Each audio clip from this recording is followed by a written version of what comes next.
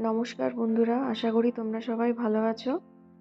আজকে একটা নতুন ব্লগে তোমাদের সবাইকে স্বাগত জানাই।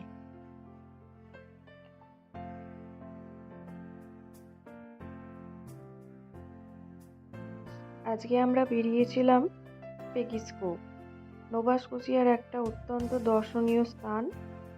আমরা যেখানে ছিলাম সেখান থেকে পেগিসকোপটার দূরত্ব প্রায় 45 কিলোমিটারের মতো।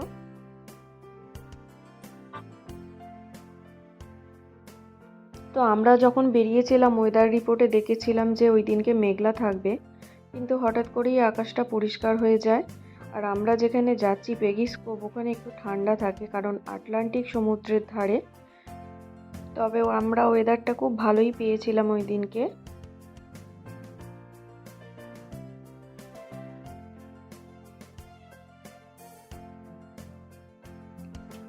রাস্তার চারিদিকে যখন যাচ্ছিলাম কি সুন্দর দেখতে লাগছিল, অনেকগুলো ছোট ছোট লেকও ছিল রাস্তার পাশে, তো খুব সুন্দর দেখতে লাগছিল। তো আমরা তারপর পৌঁছে গেলাম পেগিসকোপে। দেখো চারিদিকটা কি সুন্দর।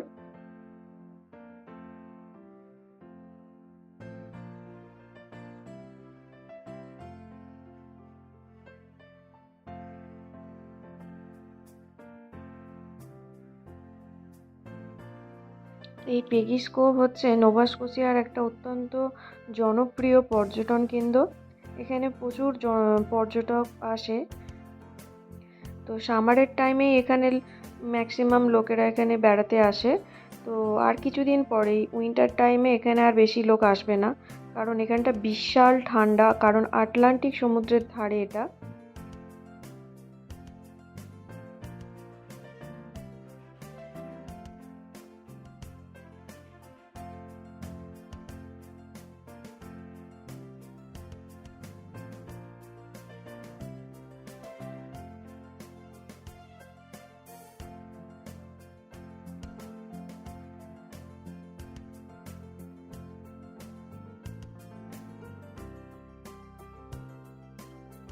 এই পেগিসকোপটা হলো কানাডার নোভা স্কোশিয়ার একটা ছোট্ট ফিশিং ভিলেজ বলা যায়। এখানে ম্যাক্সিমাম লোকেরা ফিশিং করে।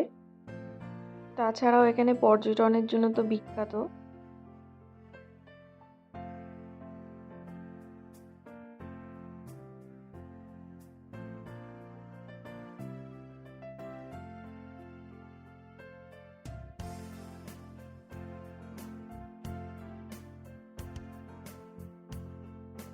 পেগিসকোপ এই নামটা কেন হয়েছিল তার পেছনে একটা গল্প আছে। এখানে মোটামুটি যেহেতু সামুদ্রিক এলাকা, তো মাঝে সাঝেই জাহাজডুবি হয়। তো এরকমই একটা জাহাজডুবি হয়েছিল, মোটামুটি কেউই আর বেঁচে ছিল না, কিন্তু একটা পেগি বলে মেয়ে, তার নাম ছিল পেগি, সে এই জাহাজডুবির পরেও বেঁচে গিয়েছিল। তো সেই জন্য এই জায়গাটার নাম হয়ে গেছে পেগিসকোপ।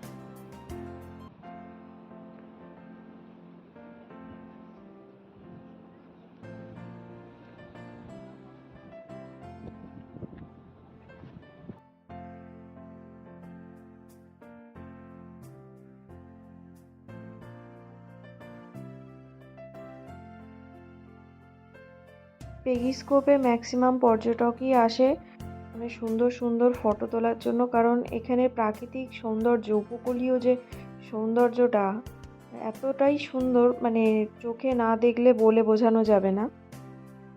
বলা হয় যে এখানে একদম ফার্স্ট সকালে কিংবা নাইট টাইমে মানে ইভিনিং টাইমে ফটো খুব সুন্দর আসে। কেউ যদি পেগিস্কোপে যেতে চাও তো চেষ্টা করবে মর্নিং টাইমে কিংবা ইভিনিং টাইমে যেতে, কারণ সেই টাইমে সৌন্দর্যটা খুব সুন্দর ফুটে ওঠে। ভিডিওটা কেমন লাগলো অবশ্যই আমাকে কমেন্ট করে জানাবেন। ভালো লাগলে একটা লাইক কমেন্ট শেয়ার করে দেবেন। নতুন ভিডিও আপডেট পেতে অবশ্যই চ্যানেলটিকে সাবস্ক্রাইব করবেন।